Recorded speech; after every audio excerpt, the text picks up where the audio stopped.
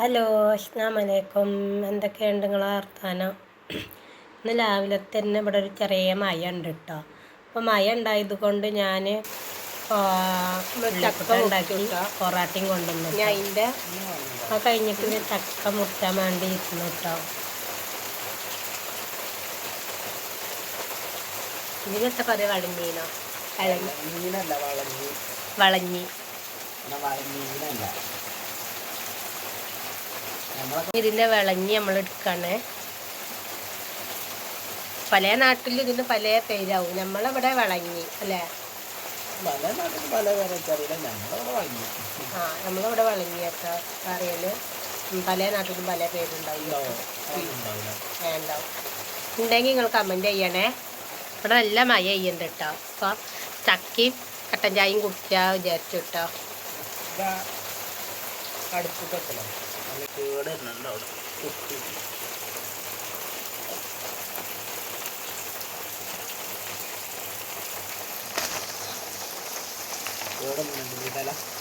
ഒരു തല കേടൊന്നുമില്ല കേട്ടോ. ചാടിയ ഭാഗമാണ് കേടുന്നത്. ചക്കക്കുരു ചെറിയ ചക്കക്കുര കൂടെ നന്നാക്കാൻ ബുദ്ധിമുട്ടാവും. അങ്ങനെയുണ്ട്.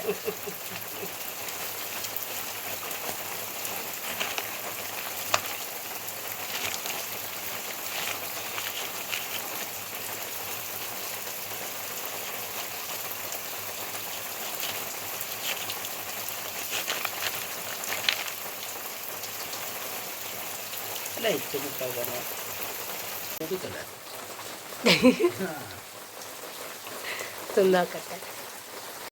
അങ്ങനെ ചക്ക തിന്നലൊക്കെ കഴിഞ്ഞു. പിന്നെ ഉച്ചക്കൊക്കെ എന്തെങ്കിലുമൊക്കെ ഉണ്ടാക്കണ്ടേ. അപ്പം തട്ടിക്കൂട്ട് ഒരു മന്തി ഉണ്ടാക്കാൻ വിചാരിച്ചു കേട്ടോ. തട്ടിക്കൂട്ട് പറഞ്ഞാൽ പെരും തട്ടിക്കൂട്ട്.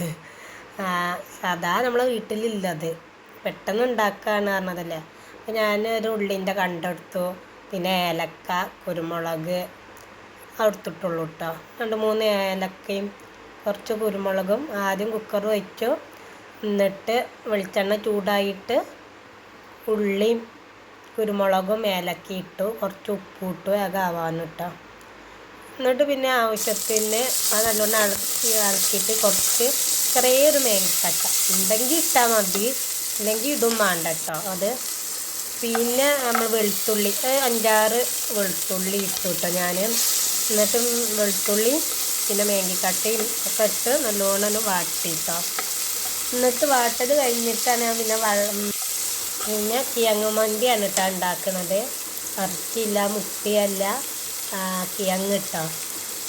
വെളിച്ചെണ്ണ കുറച്ച് കമ്മിയാണ് തോന്നിയപ്പം പിന്നെ വെളിച്ചെണ്ണ പാർണം തന്നെ കേട്ടോ.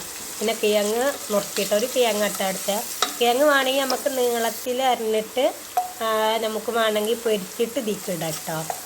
നമുക്ക് ഈ മന്തി മസാലൻ്റെ പൊടി ഉണ്ടല്ലോ, അതും കൂട്ടിയിട്ട് ആണെങ്കിൽ അങ്ങനെ ഇടാം. ഞാൻ കിഴങ്ങ് അങ്ങനെ കേട്ടോ ഇടുന്നത്. കിഴങ്ങ് ഇട്ടിൻ്റെ ശേഷം ഞാൻ മന്തി മസാലൻ്റെ പൊടി ഉണ്ടേനി കേട്ടോ. അത് കുറച്ച് നമ്മൾക്കുണ്ടാവില്ല ഒരു കണക്ക്. അപ്പോൾ കുറച്ചൊരു 1.5 നാഴി അരി എടുക്കണുള്ളൂ. അപ്പോൾ അതിന് ആവശ്യത്തിന് ആ പൊടി ഇട്ടു കേട്ടോ. ഇങ്ങനെ ഇടുന്ന അകരം നമുക്ക് കിഴങ്ങ് പൊരിച്ചിട്ട് വേണമെങ്കിൽ ഇടാം കേട്ടോ.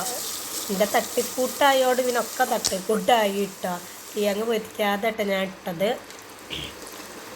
എന്നിട്ട് പിന്നെ മന്തി മസാലൻ്റെ പൊടി ആവശ്യത്തിന് ഇട്ടാണ്ട് ഒന്ന് പാട്ടീൻ്റെ ശേഷം പിന്നെ പാകത്തിനുള്ള വെള്ളം നമ്മൾ പാരട്ടോ.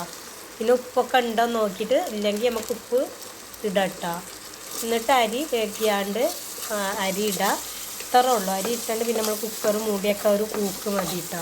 റേഷൻ പിടിച്ച അരി എത്തണം അടുത്തത്. സാധാ റേഷൻ പിടിച്ച അരി ഒരു കൂക്കാകുമ്പോഴത്തേന് അതാവും കേട്ടോ.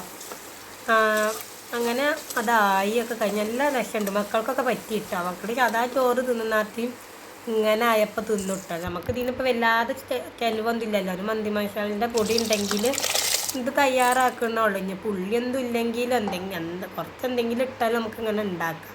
മന്തി മസാലൻ്റെ പൊടി മതി. നമുക്ക് ചോറ് നല്ല ദീന് വെന്ത് കിട്ടിയിട്ട് നല്ലോണം വെന്ത് ഒടിഞ്ഞ് അങ്ങനെ ഇതായിട്ടില്ല, പാകത്തെ വേവിന് കിട്ടിയിട്ടോ. ഞാൻ തിന്നുമാക്കി അങ്ങ് ഇടയ്ക്കിടയ്ക്ക് കടിക്കുമ്പോൾ വേറൊരു ടേസ്റ്റാണ്. ഇതിക്ക് വേണമെങ്കിൽ നമുക്ക് ഇഞ്ചി വെള്ളമോ അങ്ങനെ എന്തെങ്കിലും തക്കാളിൻ്റെ സോസോ അങ്ങനെ എന്തെങ്കിലും ഉണ്ടാക്കി ഇതിൽ ഒപ്പം തിന്നും ചെയ്യട്ടെ നമുക്ക്. പപ്പടം ഉണ്ടെങ്കിൽ നല്ല മക്കൾ വയറ് നിറച്ച് തിന്നും ചെയ്യും. എല്ലാവരും ഉണ്ടാക്കിയിട്ട് കമൻറ്റ് ചെയ്യണേ.